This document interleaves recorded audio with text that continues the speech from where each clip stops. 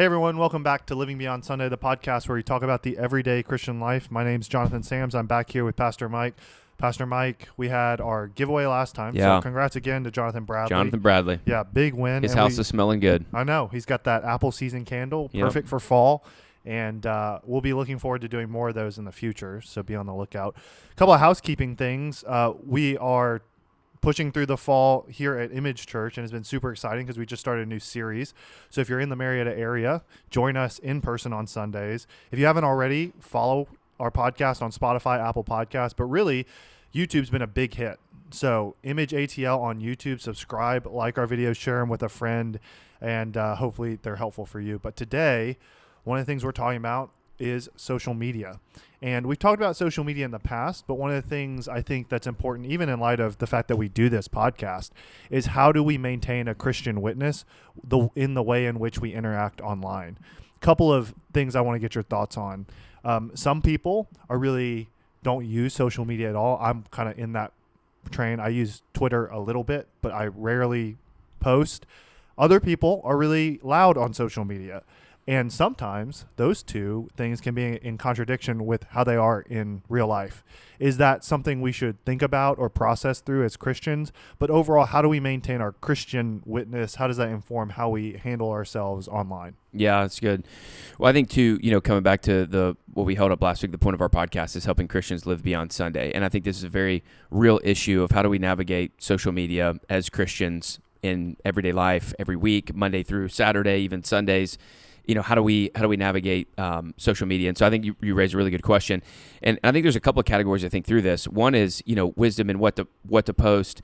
The other is how often we post. And then the third is just how much time we're consuming and spending time on social media in general. And so I'll just kind of hit a couple of those. And I know we've got some other things we want to get to as far as questions related to this. But, I think one is evaluating when you think about posting, I think one of the challenges is a lot of people are way more vocal on social than they are in person. And so oftentimes they can hide behind sort of the curtain of social media and really feel like they're leveraging their voice, and yet they don't leverage it in the circles they're, most closely connected to in real life. So I think it could be a challenge because a lot of times it can feel like an outlet more so than, I want to speak toward, what is right, what is true, and I want to leverage my voice. I think it can kind of be a coping mechanism to say, I want to vent and I'm going to take to social media, and because it's mass blast, like I'm not going to necessarily get the pushback, or if I do, who cares, because, it's public. So I think, just being mindful of like, why are you really posting? I think it also causes you to ask the question, do you actually have Christian community that you can have these conversations with?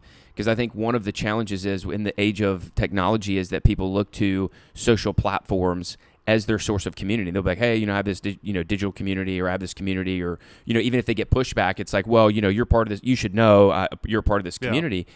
And it's like, man, I think we have this kind of false expectation or even framework for what community actually is. When we look at the Bible, it's life together. And it's, in people's homes, it's safe space to be able to have these dialogues and have these conversations and share our voices. And so, I think asking yourself the question, do you actually have true biblical community? Are you part of a local church where you can hash these things out there? Because it'll also give you wisdom. And if you are going to leverage your voice, how do you do it? Like, do you have community you're bouncing things off of? Are you thinking through it in that broad scope? So I think there's an evaluation that we have to take when it comes to social media and ask, is the way that we post a symptom of something else underneath it? Are we trying to build a social media platform? And so we're going to say triggering things in order to gain followers or awareness or attraction or whatever. Like, what are your actual motives for posting on social media? And I think the last part of it is, how helpful is posting on social media? I see this with a lot of pastors. I'm not super active on social media. I'll post like family stuff or whatever. But I see pastors that feel like every time something's happening, they feel like they've got to weigh in on their opinion, as if either A, everybody needs to hear it, or B, they just have to do it by obligation.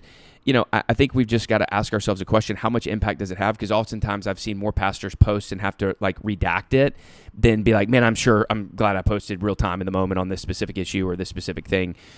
So I just think there's a really delicate balance that we've got to walk through, and we've got to realize, man, it's going to be really hard to win people to Christ through social media posts. If our goal is to be ambassadors, 2 Corinthians 5, that Christ is making his appeal through us, how good of an appeal can we actually make on social media? And if we're to model Christ-like love to the world, how well can we actually do that on social media? Again, it's not wrong to share your opinion. I just think we've got to really evaluate, the framework behind it all. Yeah, that's really good. I think, what are some principles for Christians listening to this? And whether it's an event that just happened and they want to comment on social media, or maybe it's just normal social media posting, would you have maybe a list of questions to ask yourself before you post something? Yeah, and I think you brought up a good point. It's not always like time of the moment political related. Sometimes it's like, let me tell you about something going on in my life, like a vacation I took, or or let me, humble brag used to be a big thing, or hashtag blessed, and it's like, oh, I got to meet so-and-so, hashtag blessed, or I got to go on this trip. Again, it's like, there's nothing wrong with sharing insights into your life. I think social media could be a good thing to help keep long distance relationships connected. But yeah, I mean, I think from a framework standpoint, you've got to ask the question. I would say a few things. Number one, would you say this to somebody in your inner circle or your friend group? Is that something you would say to them?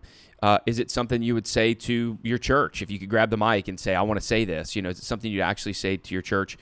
Are you willing and open to get pushback, or do you just want a platform to kind of be, just a monologue where you're like, I want to tell you this, and then the other thing is, is this about gaining attraction of yourself, or are you trying to position yourself in a way that, look at me, look at what I'm doing, look at how I'm doing it, look at what I've privileged to do.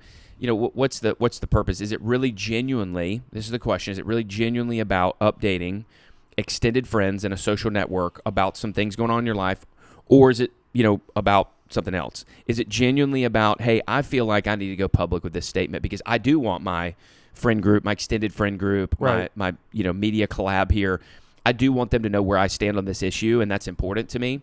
And sometimes it is helpful, especially in the age of how we are with technology and what is truth and false disinformation, all that kind of stuff.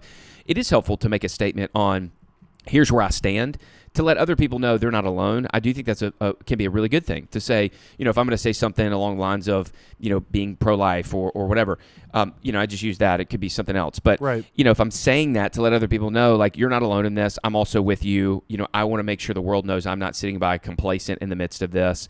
And then I think the last piece as a filter would be, how often do you speak out? For example, we see people that issues that they are maybe passionate about, they speak to, but they don't speak to every other issue. And so there's an inconsistency in what areas they address. So if it's political, I'll address it. But if it's, something else, I won't address it.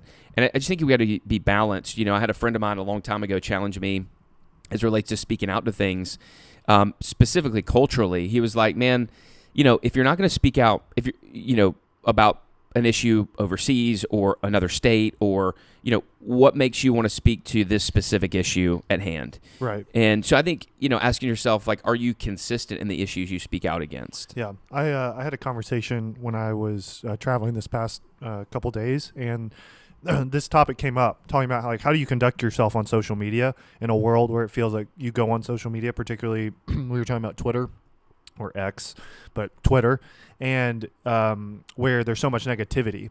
And this person, who I have a lot of respect for, he was like, I've just resolved that if I'm going to post, it will be a celebration of positive things. That's I will good. not post negative. That's really good. And I was like, man, that's really good. Like, in a world in which we are flooded with negative comments or negative takes, hot takes that are trying to stir up some sort of emotion or response from you, him saying that, I was like, man, that's really wise, and I have a lot of respect for that.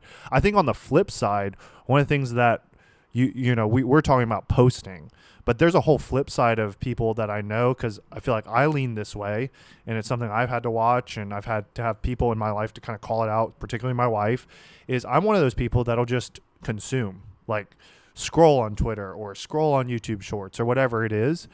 And what do you think are principles? Is that a bad thing naturally? Is there a time cap we should have? How should we think through our screen time when it comes to scrolling social media? Well, I think you bring up a good point too on the positive benefits of posting on social media. Before we get to the secondary of, I think you're giving credence to the fact of it can be helpful, right? If you have an issue at hand and you do take to X or whatever, you want to hear what maybe godly men and women are saying. You want to hear what certain people are saying about the issue so you can be informed. So I think, again, if we're talking about posting and it is for informing or stating, and not necessarily attacking, I think that's when we start to break down the wall of attacking is not helpful, informing or standing is helpful.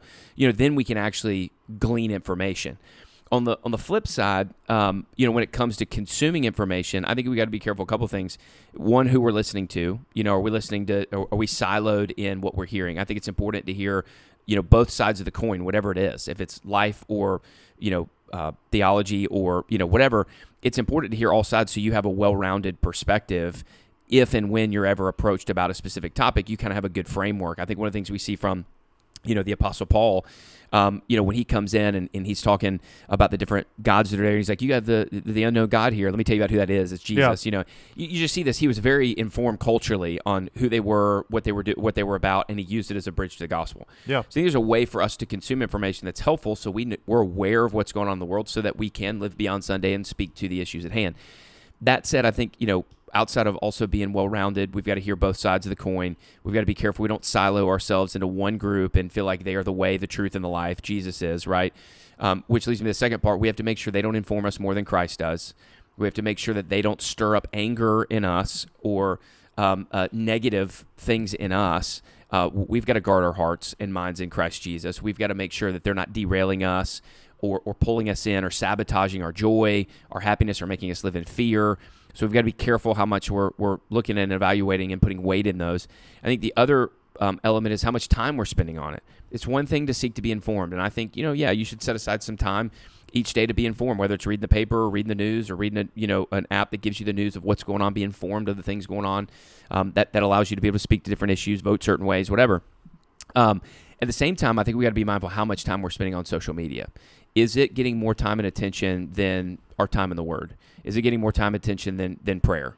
One of the things we talked about this past weekend, Romans 12:1 and 2, Paul calls us not to conform to the ways of the world, but be transformed, he says, by the renewing of our mind. And so one of the things we see from that is, our mind is a key factor in this. And the way we renew our mind biblically is by centering on the gospel through the Word of God and through prayer and through community. I think we got to be careful that we're not saturating our minds with worldly things more than we are godly things. Yeah, and if we're not careful, we'll find ourselves in a place where we're saturating and soaking in those things more than we are Christ. And so our mind is not being transformed. We're actually having an idle mind. Yeah, we're actually getting conformed to the Right. world. Yeah, I think that's really good because like I shared, I feel like for me, like I fall in that bucket, where I can easily find whether it's YouTube shorts or just YouTube videos. Like I feel like YouTube is one of those, like for my generation, it is a social media. And so like YouTube videos or whatever it is, and, time just kind of passes. Do you think there's any helpful ways, like there's, accountability groups that you could form to be able to talk about this? But if someone listening is like, hey, maybe you should just take this one step or whether it's evaluate time or set a time cap, like what would you suggest to someone who's like, oh yeah, like I think that's me. I need to take a step. What do I do? Yeah. Well, some of it depends on what kind of content you're listening to. On if we're talking about devices and social media, there are very constructive things that you can listen to. Devotions, right. The Dwell app. I use the Dwell app. That's one of the ways I listen. There's other podcasts that are really helpful, like what we're doing. That's investing in. So one of the questions is asking the content that you're consuming, how much of it is edifying and spurring you on in your walk with Christ versus how much of it is informing you about the things going on in the world. So one's informative, the other's transformative. How much time in the transformative are we spending? That's good. And so I think kind of at face value starting there. And then beyond that, I think it's helpful to set boundaries. Some people set timers on their phone. I'll tell you what I do personally is every week I get a report on here. It says time spent on your phone in general. So I do have a timer on social media and X. It's 15 minutes a day that I can spend on it before the timer comes up, just personally. And then the other thing I do is it gives me a snapshot of just how much time in general I spend on my phone. And I keep an eye on that every single week, and I actually kind of compete against myself to try to get the numbers down week after week after week. Is there like a number you're trying to hit? Or yeah. like I try on average. I think I'm like 2.5 hours on my phone a day, and that's everything. That's if you pick it up for a phone call, texting, phone calls, right, right. So it's in the course of the workday, and this is a work utensil and stuff like that. So I kind of like to stay under that average of 2.5 hours and try to get it like I'm going, man, is there a week I could get like an hour in something? We're averaging an hour in something a day. And so I really do try to practice setting that thing down because if we're not careful, we'll be more connected to this than we are people. And Scripture doesn't call us to connect here. It calls us to connect relationally here with people. And so sometimes our eyes are down on our screen so much that our eyes aren't on other people. And so we're missing opportunities to engage, love, serve, also being edified by people. When we look at Scripture, there is something that happens when we're with people. This is why tabling matters, why Jesus was so highly relational. And we can't miss that in the age of technology, and we're becoming more and more isolated. And one of the things the enemy loves to do is pull us into isolation, where the Bible calls us into community. And community cannot happen effectively through a digital device. Yeah, that's it good. could be a way to connect, but you can't live out biblical community through a digital device. Yeah, that's good. Hey, one more kind of follow-up to that, and you mentioned it a little. I love that you mentioned connecting with people, because it came up in my marriage. Like, I found myself scrolling when my wife was trying to have a conversation with me. Do you do anything personally to avoid, like, when you're interacting with your wife or your kids, is the phone away, or do you put it away intentionally, or do you intentionally, like, not go to it, turn it off? Like, do you do anything like that? Yeah, so when I get home, I walk in the door and I'll do kind of one final check, and then I'll just set it in my office face down, and I won't pick it up again until the kids go to bed. So from when I walk in until the kids That's awesome. go to bed, I put it down. On Saturdays, I try to basically only use it for like need things, like if I got to call Ashley, my wife, or whatever, I'll do that, and that's kind of it. I also try to have times where we live in a world where we're so dependent on this that you find that it's always in your pocket and things like that. I try to have times where I actually will just, like, if I'm outside with the kids, I'll just go set it inside and feel the freedom of just not having that phone on me. And it's weird how you notice, like, the weight in your pocket, and you feel the fake vibrations, and you remember you don't have your phone. It's really wild how addicted we actually are to these things. Yeah. And some of that's cultural, and how everything's pushed through apps and technology and whatever.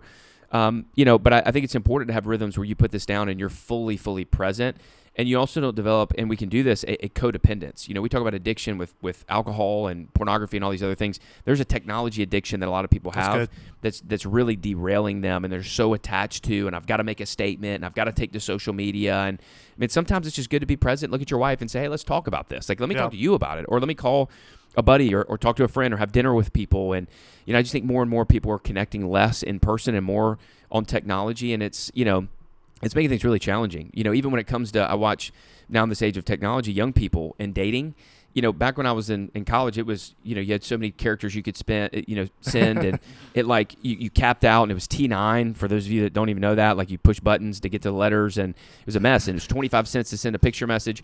You didn't have the option, like, if you wanted to engage with somebody, to text them, really. You had to call them and actually say on the phone, hey, will you go out with me? Could we go get dinner or whatever? And I'm watching people now, and it's like, there's nothing wrong with it. I think we just got to be mindful of it. It's people sliding into DMs or sending text messages. And so we're losing the ability to interact like this, whether it's dating relationships or work relationships. And I just think it translates. So if you're not careful and mindful of how much we're on this, if we're connecting, dating relationships here through tech and all that kind of stuff, but what does that mean for your marriage? Is that how you do it? Are you going to tweet back at each other? Or are you going to, I just think we've got to be mindful of it. Again, those things aren't wrong. I know there's dating apps that can be helpful and all that kind of stuff you can lean into.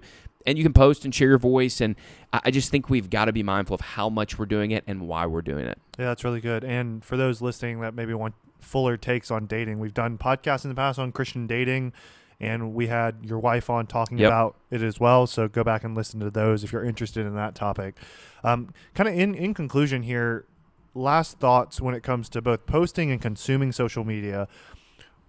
If nothing else, what would you say to the person saying, I resonate a lot with what you've shared, both on the posting and the consuming side. I want to transform my mind more. What should I do this week? What would your response be? Yeah, I think accountability is good. So tell somebody, and say, hey, kind of check me on this. I think, being mindful of how much time you spend on your phone. Check your all phones. I think yours has it too. Tell you how much time you spend on it, and maybe setting some limits on social, that kind of thing, I think are practical steps. And then, I think, asking yourself the question, how dependent are you on it? And really kind of seeing that, man, you're actually more dependent on this device and social platforms and emails and whatever than you are on Jesus, and actually taking time to pray. And when you pray, set this aside. And so spending that time in prayer and asking God to transform your heart and the codependency that you have on this thing. I mean, I just go back to Romans 12, 1 and 2. I'm meditating on that whole idea of like the renewing of your mind, and just how vital that is to learning what it means to live as a Christian, to following in the ways of Jesus. And we just can't renew our minds well if we're constantly attached to social media or posting. And so I would ask, or I would commend as a part of this, praying time in the Word and seeing Jesus is better in the thing that you're most dependent on. And it's okay if you don't post or you don't know something that's going on in society or whatever. There's freedom in that. And I think we feel this sense of tension of like, we have to be connected. And, so allowing yourself to walk in the freedom of like, you could set this down tomorrow and that's possible. And maybe you have to fast and you say, I'm going to fast. I talked to a guy on Sunday. I'll share this last story closing out. Yeah. And he actually came up to me and was talking about, and was kind of coming out of a sermon as well. And he was thinking through some things and just how much he was on his phone. And he got rid of his iPhone and got one of those like generic phones. Didn't even have it with him. And he was just like, man, I'm making some big changes in my life because I realized how dependent I was on my phone. So it may be that kind of drastic move if it's that much of an addiction. The question is, how far are you willing to go and how much are you willing to sacrifice to make the greatest things in your life. That's and good. Stop kind of being mediocre and being pulled away by other things. Yeah, that's really good. Thanks for sharing that, Pastor Mike. And for those of you listening, if you haven't already, subscribe to this podcast on Spotify, Apple Podcasts, and YouTube. Our YouTube channel is Image ATL, Image Church ATL. It really helps us out. And then share this with a friend. Maybe this can be a jump-off point for you to have a conversation with someone that you'd like to have accountability on this topic with. We want to encourage you to share this with people in your life that it might be helpful to start that conversation with. And so with that being said, we will continue to do these podcasts to help you live beyond Sunday, and we look forward to talking with y'all in the next one.